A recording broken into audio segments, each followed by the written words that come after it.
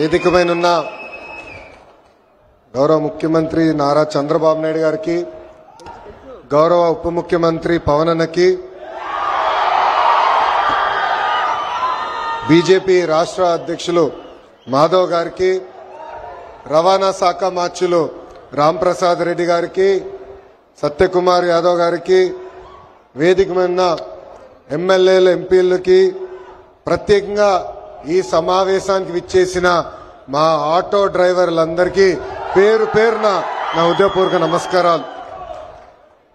ఇంట్లో ఎన్ని ఇబ్బందులున్నా ఎవరైనా ఆటో ఎక్కితే నవ్వుతూ పలకరిస్తారు మా ఆటో డ్రైవర్లు.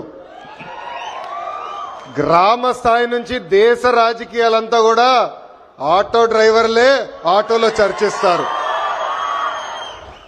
పోయిన 5 సంవత్సరాలు చూసాం.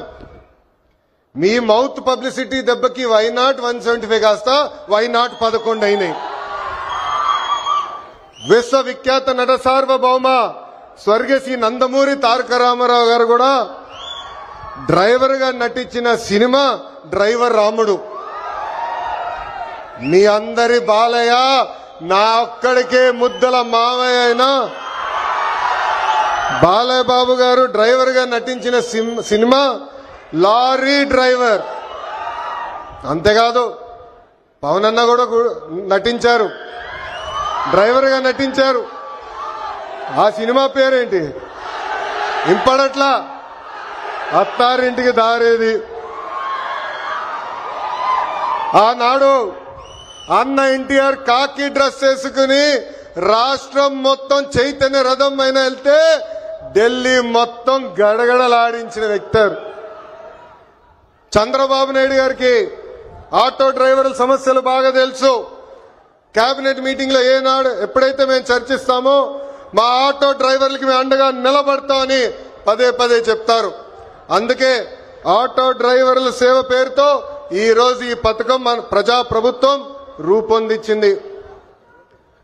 నేను ఎప్పుడు తిరుగుతున్నప్పుడు ఆటో వెనకాల ఉన్నా మీరు ఏదైతే రాస్తారో చదువుతూ ఉంటా. ఒక కొటేషన్ నాకు బాగా నచ్చింది. ఆ కొటేషన్ ఏంటంటే, వర్షం ఎలా పడుతుందని పిల్లలు అడిగినప్పుడు దేవుడు కురిపిస్తున్నారని చెప్పొద్దు, మనం ఒక్క మొక్క నాటితే ఒక్క నీటి బట్టు వర్షం ద్వారా వస్తుందని ఒక ఆటో డ్రైవర్ పెట్టుకున్నారు. అంటే ప్రకృతి పట్ల మనకున్న బాధ్యత ఆ ఆటో డ్రైవర్ ఈరోజు సమాజానికి నేర్పిస్తున్నారు. ఇంకొక ఆటో డ్రైవర్ కొటేషన్ చూసా, అందరూ బాగుండాలి దాంట్లో నేను కూడా బాగుండాలని చెప్పారు. మూడో కొటేషన్, జరా భద్రం భయ్యా మనందరం చల్లగా ఇంటికి వెళ్ళాలి. అంటే స్పీడ్ గా నడపద్దు, ర్యాష్ గా నడపద్దని ఆ ఆటో డ్రైవర్ చెప్పే పరిస్థితి. ఈ కొటేషన్లన్నీ మీకు ఎందుకు చెప్తున్నానంటే, మా ఆటో డ్రైవర్ల మనసు పెద్ద మనసు. ఎవరన్నా బ్యాగ్ మర్చిపోతే తిరిగి వాళ్ళకి అందిస్తారు, ఎవరన్నా పొరపాటున సెల్ ఫోన్ మర్చిపోతే వాళ్ళ ఇంటికి చేర్చుతారు. అంతేకాదు విలువైన వస్త్రాలు దొరికితే ఏకంగా మా పోలీస్ సోదరుల దగ్గరికి వెళ్ళి డబ్బులో లేని వస్త్రాలు దొరికినాయి, ఇది మీరు జాగ్రత్త వాళ్ళకి చేర్చాలని చెప్పే పెద్ద మనసు ఉన్న వ్యక్తులు మా ఆటో డ్రైవర్లు. ఆటో వెనుక నవ్వు తెప్పించే కొటేషన్లు కూడా ఉన్నాయి స్వామి. అప్పు చేసి కొన్నాను నన్ను చూసి ఏడవద్దు అని చూసావిడు. అప్పు చేసి కొన్నాను నన్ను చూసి ఏడవద్దు. ఇంకోటి, హాయని ఆశ పెంచొద్దు, బాయని బాధ పెట్టద్దు. అంటే ఎప్పుడు ఆటో వెనకాల బండి ఉంటే నవ్వుతూ ఉంటాం. సమాజం పట్ల మాకున్న బాధ్యత తెలుస్తుంది. ఎన్ని సమస్యలున్నా ఎన్ని ఇబ్బందులున్నా నవ్వుతూ ఆదరిస్తారు మా ఆటో డ్రైవర్లు. అందుకే యువగలం పాదయాత్రలో ఆటో డ్రైవర్లతో ప్రత్యేకంగా నేను సమావేశం ఏర్పాటు చేసుకున్నా. వాళ్ళు ఎదుర్కొంటున్న సమస్యలు నేను తెలుసుకున్నా.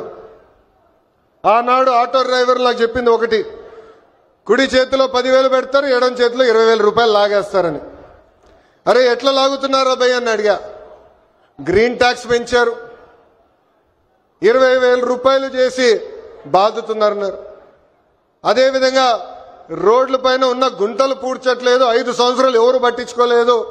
ఆ గుంటల వల్ల మా ఆటోలు రిపేర్లకు వస్తున్నాయి, దీనివల్ల చాలా చాలా ఇబ్బంది పడుతున్నామని ఆనాడు చెప్పారు. అందుకే మీ ఆదరణతో 94% సీట్లు ఈరోజు ప్రజాప్రభుత్వం కైవసం చేసుకుంది. మన ప్రభుత్వం అధికారంలోకి వచ్చిన వెంటనే గ్రీన్ ట్యాక్స్ ని ఏకంగా 3,000 రూపాయలకి తగ్గిస్తాం జరిగింది. అంతేకాదు పవన్ అన్న నాయకత్వంలో సుమారుగా 2,000 కోట్ల రూపాయలు ఖర్చు పెట్టి గుంటలంతా కూడా మనం పూడ్చడం జరిగింది. ఈ రోజు ఎక్కడ లేని విధంగా కొత్త రోడ్లు కూడా మన ప్రభుత్వం వేస్తున్నాం. అంతేకాకుండా ఆటో స్టాండ్లు ఏర్పాటు చేయాలి, మీకు అక్కడ తాగునీరు అందజేయాలి.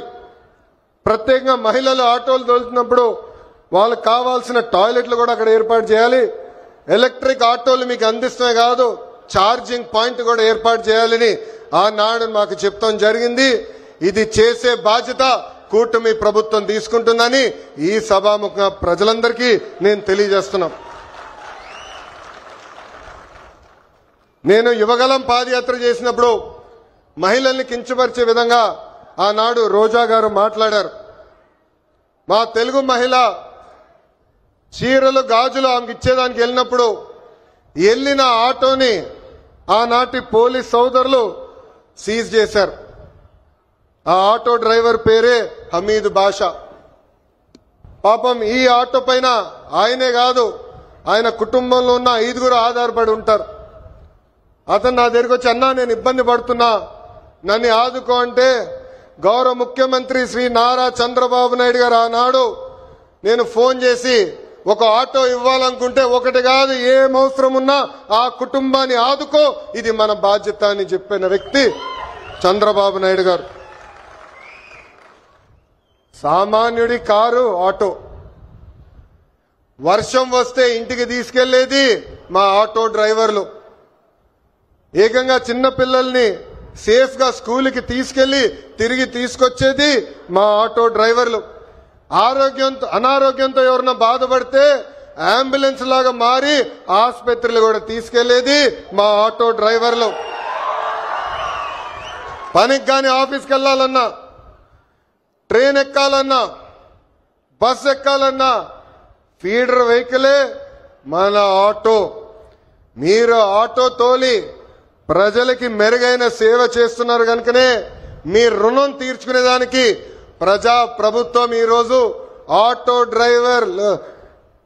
డ్రైవర్ల సేవలు అన్న పథకాన్ని నేను రూపొందిస్తాం జరిగింది. కార్మికులు డ్రైవర్లు తమ వాహనాలు పూజలు చేసుకుంటారు దసరా పండగప్పుడు. దసరా పండగ అయిన కరెక్ట్ గా 3 రోజుల్లోనే ఈ రోజు ఆటో డ్రైవర్ల అకౌంట్ లో 15,000 రూపాయలు ప్రజా ప్రభుత్వం అందజేయబోతుంది. సుమారుగా 3 లక్షల మంది డ్రైవర్లకి ఈ కార్యక్రమం వర్తిస్తుంది. అందుకే నేను ఇక్కడున్నా మిమ్మల్ని అందరిని ఒకటే కోరుతున్నా, మన వృత్తిలో డబ్బులు ఖర్చు పెట్టాలి, మెరుగైన సర్వీస్ అందజేయాలి. అప్పుడే మనకు కూడా అద్భుతమైన మార్కెట్ వస్తుంది. ఆవకాయ పట్టాలన్నా, అంతరిక్షానికి వెళ్లాలన్నా, ఆటో అద్భుతంగా తోలాలన్నా మా మహిళలే చేయగలుగుతారు. నేను ఇక్కడికి వచ్చినప్పుడు ఏకంగా స్వర్ణలత గారు నన్ను నడిపారు. ఆమె ఇంట్లో పడుతున్న కష్టాలు నేను నేరుగా తెలుసుకునేదానికి అద్భుతమైన అవకాశం వచ్చింది. ఇక్కడ ఉన్న మగవాళ్ళ కన్నా మా అక్కనే అద్భుతంగా నడిపింది. ఈరోజు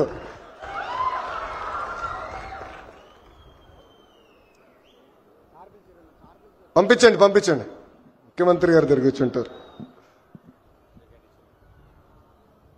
స్వర్ణలత గారు ఆటో తోలుతూ కుటుంబం మొత్తం పోషిస్తున్నారు.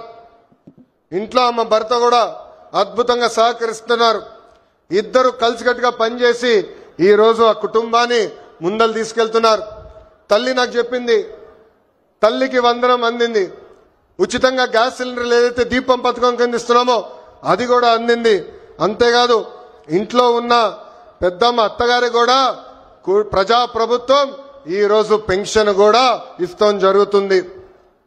అందుకే ఈ సభాముఖంగా ఇక్కడ ఉన్న మగవాళ్ళందరినీ నేను కోరుతున్నా, ప్రత్యేకంగా ఆటో డ్రైవర్లను కూడా కోరుతున్నా, మహిళల్ని మనం గౌరవించాలి. తెలుగు వాడక భాషల్లో మహిళల్ని కించపరిచే విధంగా కొన్ని పదాలు వాడతాం. గాజులు తొడుక్కున్నావా, చీర కట్టుకున్నావా, అమ్మాయిలాగా ఏడవద్దని.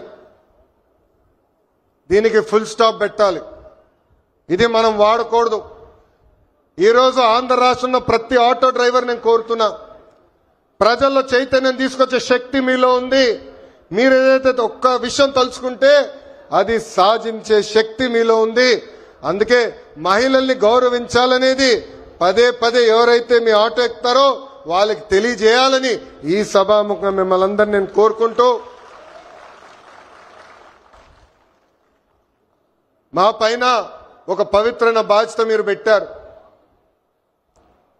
గత పాలకులు మీటింగ్ జరిగితే మీరందరూ చూసేవారు, పరదాలు కట్టేవారు, బ్యారికేడ్లు పెట్టేవారు. కానీ ఈరోజు గౌరవ ముఖ్యమంత్రి గారు కానివ్వండి, ఉప ముఖ్యమంత్రి గారు కానివ్వండి, ఒక సామాన్య వ్యక్తిగా మీ ముందల నుంచుంటున్నారు. మీ రుణం తీర్చుకుంటామే మా లక్ష్యం.